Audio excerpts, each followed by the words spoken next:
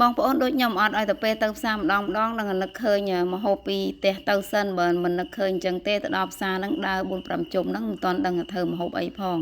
ហើយថ្ងៃហ្នឹងឃើញពោះគោល្អពេកក៏ទិញយកមកស្លម្ជូរគ្រឿងពោះគោហើយយើងមានដាក់ជាមួយនឹងត្រប់ស្រួយហើយស្លម្ជូរគ្រឿងពោះគោនេះបានជាមួយនឹងពោះគោហើយលាយសាច់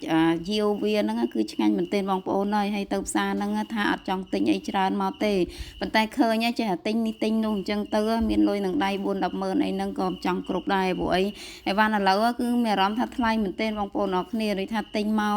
តែបន្តិចមុខបន្តិចទេប៉ុន្តែអស់លុយច្រើនណាព្រោះអីអីវ៉ាន់វាឡើងថ្លៃគ្រប់ទៅមុខអញ្ចឹងហើយថ្ងៃហ្នឹងខ្ញុំមានត្រប់ស្រួយហើយនឹងយើងដាក់ជាមួយនឹងម្ជូរ7ខ្ចីរបស់យើងហ្នឹងហើយខ្ញុំយកបន្លែទៅលាងសិនតមកខ្ញុំបុកគ្រឿងហើយគ្រឿងឯហ្នឹងក៏ខ្ញុំបានហាន់អីដែរបងប្អូនហើយខ្ញុំទិញមកស្រាប់តែម្ដងមួយថាពេលវេលាវាដូចលឿនពេកអញ្ចឹងទៅខ្ជិលហាន់គល់លក្រីអីអញ្ចឹងយើងទិញអាបុកស្រាប់គេលក់ស្រាប់នឹងតែម្ដងហើយបន្ទាប់ពីខ្ញុំបុកគ្រឿងហើយខ្ញុំចាប់ផ្ដើមមកដាក់ឆ្នាំងយើងស្លតែម្ដងជាដំបូងហ្នឹងខ្ញុំដាក់ប្រេងឆាបន្តិចហើយខ្ញុំកូរជាមួយនឹងប្រហុកបន្តិចផងដែរបងប្អូនចាយើងកូរវាឡើងឈ្ងុយហើយចាំយើងយកអាគ្រឿងដែលយើងបានបុកហ្នឹងយកមកស្លតែម្ដងចាយើងកូរវាឡើងឈ្ងុយបន្តិចអញ្ចឹងមកចាំយើងយកជាមួយនឹងពោះគោហើយនឹងសាច់គោរបស់យើងហ្នឹងយើងយកមកដាក់កូរគ្រឿងចូលឲ្យសព្វគ្រឿងគ្នាល្អចាបងប្អូនអរគ្នានិយាយទៅខ្ញុំកូរគ្រឿងនេះហើយគឺយើងបើកភ្លើងរៀងមកល្មមហើយយើងគ្របទុកមកស្ទុះអញ្ចឹងមកដើម្បីឲ្យសាច់គោរបស់យើងវាចេញជាតិទឹកមកអញ្ចឹងណាបងប្អូនចាអានេះបន្ទាប់ពីយើងបានគ្របមកស្ទុះហើយយើងបើកមើលមកយើងកូរវាបន្ថែមតិចមកនិយាយទៅយើងមើលទឹកវារៀងមកខានល្មមហើយចាំយើងបន្ថែមទឹកជារបស់យើងចូលទៅតាមក្រោយដោយសារតែពោះគោរបស់យើងនឹងរៀងស្វិតដែរអញ្ចឹងទៅខ្ញុំមកងាស់ប្រហែលជា20ទៅ30នាទីបានសាច់គោនិងពោះគោរបស់យើងនឹងផុយល្មមអញ្ចឹងទៅម្ហូបអីក៏ដោយដែរឲ្យមានគ្រឿងអញ្ចឹងគឺខ្ញុំចូលចិត្តមែនទែនដោយសារតែញ៉ាំទៅវារៀងជូរហើយមានក្លិនគ្រឿងអញ្ចឹងឆ្ងាញ់ណាបងប្អូនអរគ្នាខ្ញុំញ៉ាំបាយម្ដងអស់ពី1ចានដោយសារតែម្ហូបនឹងសិតតែជាម្ហូបចូលចិត្តនេះបន្ទាប់ពីយើងមកងាស់រៀងផុយសាច់បន្តិចហើយខ្ញុំចាប់ផ្ដើមមកជ្រុំជាមួយនឹងអំពិលរបស់យើងនឹងចូលទៅតែម្ដងនិយាយទៅរសជាតិយើងដាក់ផ្សំគ្រឿងតាមយើងចូលចិត្តមកយើងថែមអំបិលប៊ីចេងតាមនឹងមកបងប្អូនអរគ្នាចាបន្ទាប់មកទៀតខ្ញុំដាក់ជាមួយនឹងម្ទេសចូលទៅតែម្ដងដើម្បីឲ្យវាឆ្អិនល្អអញ្ចឹងណាហើយចុងក្រោយហ្នឹងយើងបន្ថែមជាមួយនឹងបន្លែហើយនឹងម្រះព្រៅរបស់យើងបងប្អូនតែបន្លែត្រប់របស់យើងហ្នឹងខ្ញុំម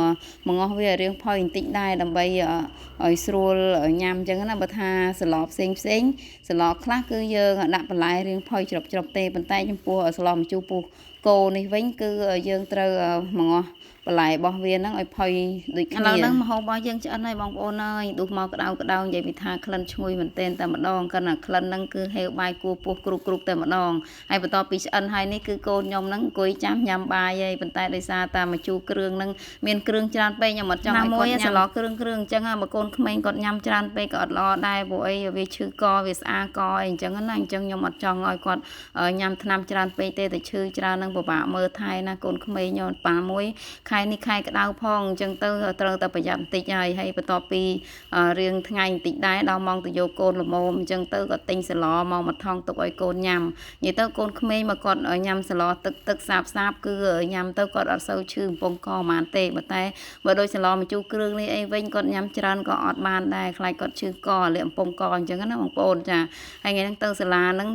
បាននំមកគ្មានបានញ៉ាំបាយទេបងប្អូនហើយវិលចុះវិលឡើងនឹងអត់ចង់ញ៉ាំបាយទៀតឡើយតែដើមនំគ្នាញ៉ាំហើយនេះសឡខ្ញុំទិញមកទុកបញ្ចុកពួកគាត់អញ្ចឹងណាបងប្អូនចានេះបន្ទាប់ពីយើងស្លោឆ្អិនហើយដល់ម៉ោងកូនចេញពីសាលាអញ្ចឹងបញ្ចុកបាយគាត់ទៅហើយទៅដោយសារតែទិញនំមកអញ្ចឹងទៅអត់ចង់ញ៉ាំបាយទេដោយ